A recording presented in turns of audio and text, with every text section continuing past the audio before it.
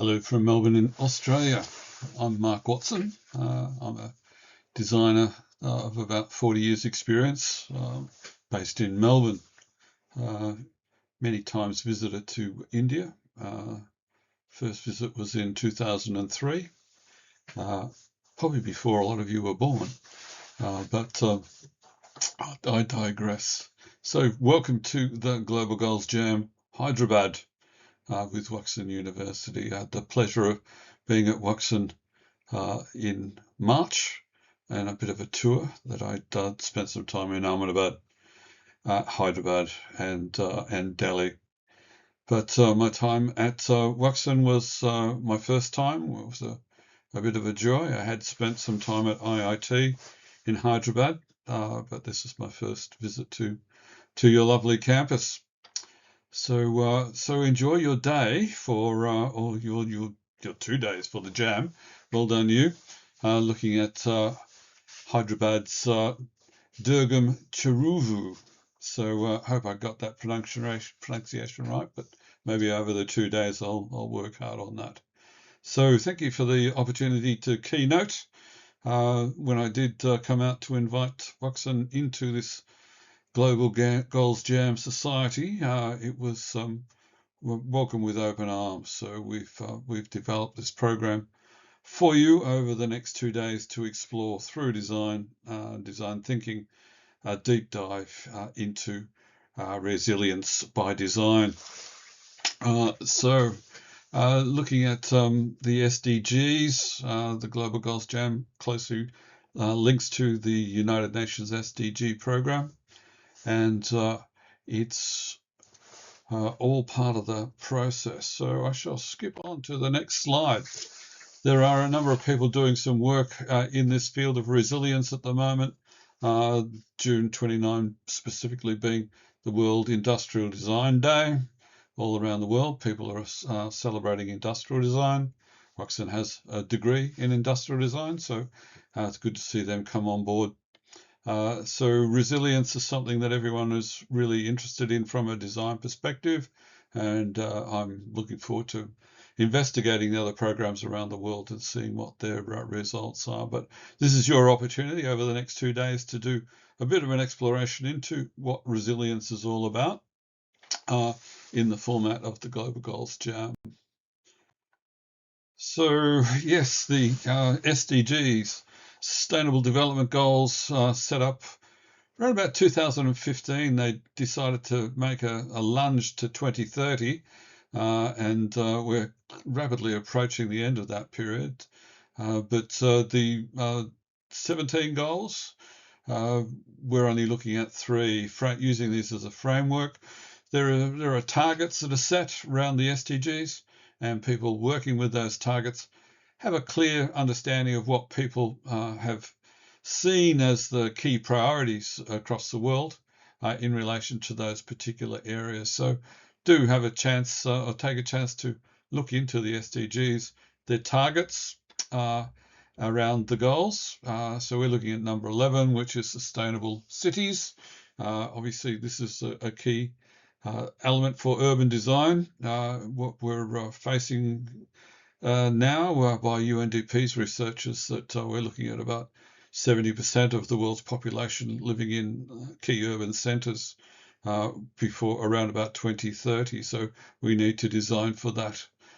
So yes, climate action is a case in point. We're well aware of the ramifications of global warming, and we need to address climate change as a means to provide a resilient environment. So, and life on the land is obviously something that needs to be taken into account in this particular instance. So the background on the World Design Organization's focus, they're talking about where designers lead, resilience follows.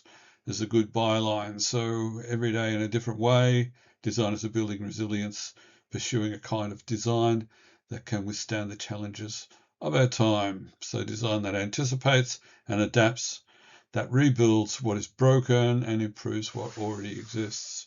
So I'll do a deeper dive into that philosophy and see if we can make some sense of movements around the world. So some of those movements, design has largely involved in movements. So even back to the Bauhaus days of Germany, where they looked at uh, tackling new ways of thinking. So resilience, from my perspective, is a human-centered action or reaction to adverse environmental, economic, social, and ethical dilemmas. And design is the practice led by creative professionals of a systematic investigation and solution of these dilemmas. So current buzzwords or movements for another word would be regenerative design. So you'll probably hear about a lot about that over time.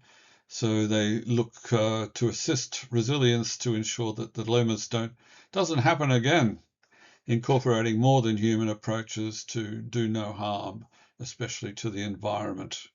And placemaking is another word that is being widely used at the moment. It's more a community-centered approach to it, and that is the design-led practice of research and deployment of solutions to reflect a nano, micro, macro response across local, regional, state, national, and world situations. So we've got to cover a fair bit of ground, but we've covered the ground rules by and large. Yes, so my last visit to Wooxsen led to linking in with resilience, and we did joint papers around an Indian-based journal called Design for All around water resilience. So if you do get a chance to have a look at that as a document to give you some guidance over the 2 days, do a deep dive. So the tile on the left-hand side was me giving an SDG expert seminar at the home base of what was the Global Goals Jam, based out of Amsterdam, in about 2015. I was invited across and gave a presentation around my evolution and the many movements that I've spanned over my time as a practicing designer. Okay, so one of the key things that maybe talk to you about is the double diamond. It's a design process explainer I'm just about to engage in at the moment. So you've got 2 days, you've got 4 half days. So the first half day, you'll be doing divergent thinking, and then you will converge to a dedicated point of direction where you'll actually move forward and then say, well, okay, how are we going to do this? And then all jump in and do the work and finish up at the end of the 2 day period. So the first half day is discovery. The second half is define. Next half is to develop. And then to deliver is the last part. Had to think about that for a minute. So that's been universally accepted across the world as a good explainer of what the design process is all about. And design thinking has been something that's lent itself from that project into getting non-designers to understand the design process and then incorporate some of the elements within what they do within management and other disciplines. So I'll allow the good team at Wooxsen to hold your hand and steer you through that design process over the 2 days. Okay, so regenerative design. So I shall read verbatim. This is direct from Arup, as an international engineering and solutions-based consultancy with a great reputation. So they're saying regenerative design is an approach in which human and natural systems are designed to coexist and co-evolve over time. So the value of a regenerative design approach is in its potential to regenerate planetary health and deliver positive outcomes for both people and planet. So it's a new movement that has come together, I would say, in the last 4 years, 5 years. It's been growing strongly, probably post-COVID is a key benchmark in the timeline. development. So people have come out of that and said, well, we really need to do better than what we're currently doing within innovation and design. So regenerating environments. So in the case of Durgam Cheruvu, the lake, the secret lake, I might have to call that. Uh, uh, it definitely is in need of some regeneration.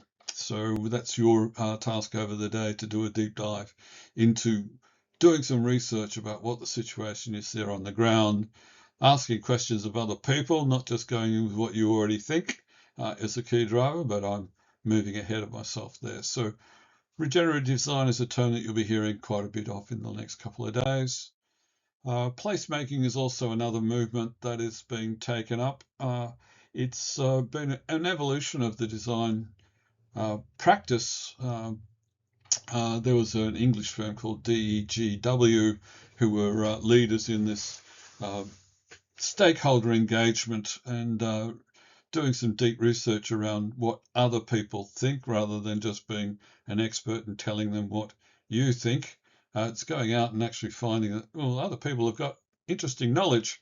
So we see a lot of work in indigenous knowledge, and that's something that's quite exciting in the Indian context to sort of see what were they calling it, Indianization of design. So that's something that we can talk about over the next couple of days, and you might hit me up on Q&A around what is the substance of Indianization. But placemaking, by and large, is a whole setup of the four structures around sociability,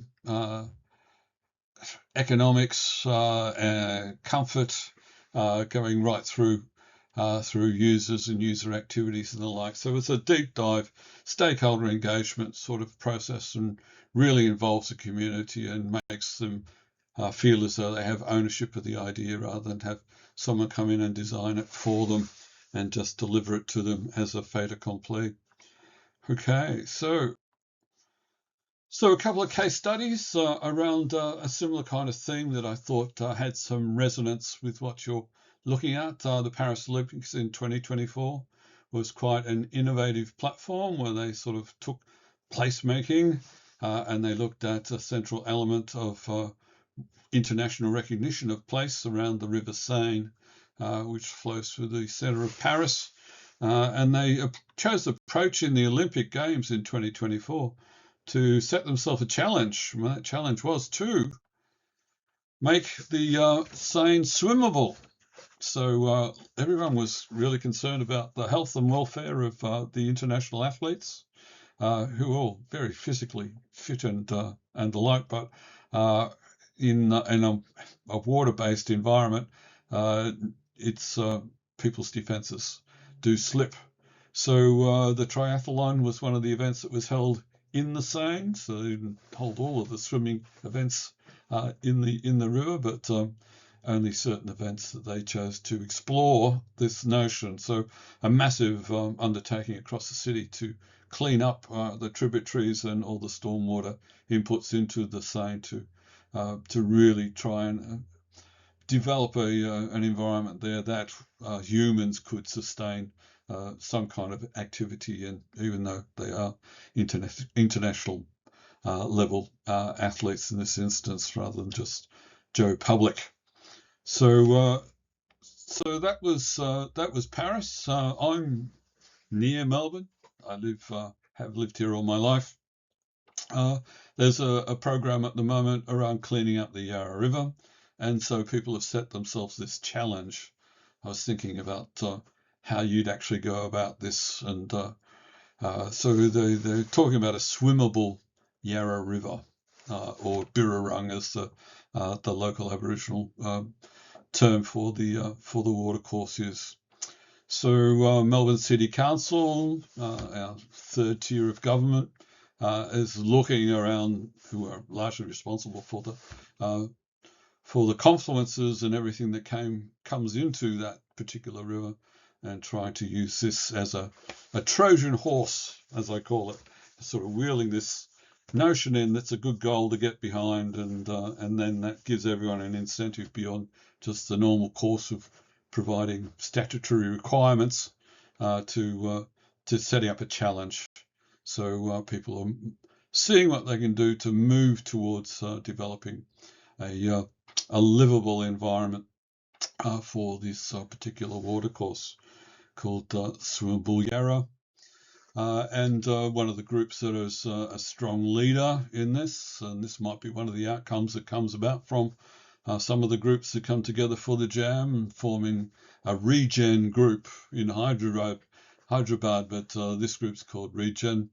It ties in with a number of universities and other individuals and practices around the place, around Melbourne at least, looking at how they can come up with strategies and structures to try and achieve this goal around collaborations in the service of the swimming environment to the Yarra River.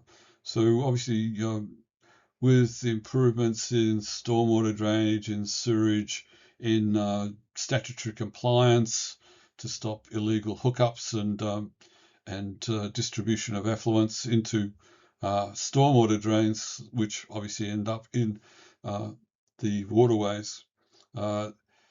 It tightens up the environment and then makes that environment more usable for the citizens of the city, and allows them to practice social and community activities like swimming and other kinds of water sports and activities. So it's a noble ambition. So I am not going to steer you in one particular direction, but let's have a little look at that. So this is a bit of a graph that AI threw up for me around what the activities and outcomes will do for you in this particular instance. So obviously this is a comparison between Paris in the blue and Melbourne in the brown. So the current level of engagement is looking at an improvement out of 10. It's good for the ecology. It's good for public health. Tourism is a major hook that you might want to use and engage as an incentive to the government to attract tourism. And having visited this particular lake with one of your other lecturers at Wooxsen a little while ago, it wasn't really a pleasant experience, and didn't actually visit the watercourse itself. I visited a hotel that was quite nearby, and the off-gassing was quite unpleasant. So tourism is a major hook. So that's a bit of a tip for you to look at it. So civic identity around placemaking is an interesting opportunity for you to do. But yeah, cultural values. That's where I'm really interested in, that Indianization of design, how you can really do a deep dive into culture and through your various religions, deities, and other kinds of tools that you can use to tap into the populace to encourage them to be a part of the whole project to clean up the environment. So what we're looking at here is how we can get the public behind it, not just complain to government saying, government do it, get the public behind it, and then the public provides the pressure rather than just individuals going in. It helps politicians make decisions more readily. So Hyderabad, picking up on my little tip on tourism, I did have a look at the National Strategy for Sustainable Tourism, which came out in about 2022, post-COVID. So everyone was concerned about how you can tap back into that market and use the economy around tourism to bring people in. I did note when I did look at it today online that it's now been rebranded as the National Tourism Policy, and the sustainable has been dropped off. So it's still the 2022 document, but they're interesting that they're talking about 1.6 there and sustainable tourism potential to contribute to the achievement of the 2030 SDGs. So look to the targets for the Sustainable Development Goals, see if they align with any targets that the government might set. And that really just helps you identify the fact that there is the high potential for financing this. If the government has a policy out there that says it's going to do something, obviously they've aligned it with budgets and 5-year plans, and there's money out there to do this work. And you want to come up with ideas that can tap into that money flow. So that's the hard and fast of what we are actually trying to do as designers, rather than just designing for the sake of doing something that's good, but doing something that's good with that we know we've got a fair chance our effort's not going to be wasted, and there is the potential that it can be funded going forward. So my jam advice to you, don't rush to conclusions. There's always the problem about day 1, 2 hours in, someone's got an idea and feel that they're going to join a team and influence that other members of their teams that their idea is a great idea when they haven't done the research. Give yourself a day to really work through the whole idea, listen to other people's views, and then try and come up with a mashup of it. Second point would be allow the research to inform your design. Well, once again, it's tying into the first point. Don't come up with a design in the first 5 minutes. See what the research tells you. Listen to what other people have got to say. See if that changes your mindset. This is part of the whole journey. So the third point is understand not everyone thinks the same as you. So this is quite a bit of an existential moment for a lot of people when they realize, oh, okay, I do have a particular point of view. We're all degree qualified. We're all out there and doing stuff. But yeah, there's different people with different views about what's going on. So that ties into the last one. Don't allow your bias to reinforce your position. So keep an open mind is what I'm trying to say there. So that's the whole idea of the jam. The jam is sort of based on the music reference of people of different musical instruments coming together and playing music, not anything that's so much a song or a cover that you know of a popular song, but coming together and just riffing away and seeing what you can come up with using all the tools of different musical instruments. So do have fun. I shall listen in with great interest, and happy to take questions and the like around your conclusions in a question and answer setup. So do see if you can follow me up on Instagram. Predominantly these days is where I put out most of my stuff.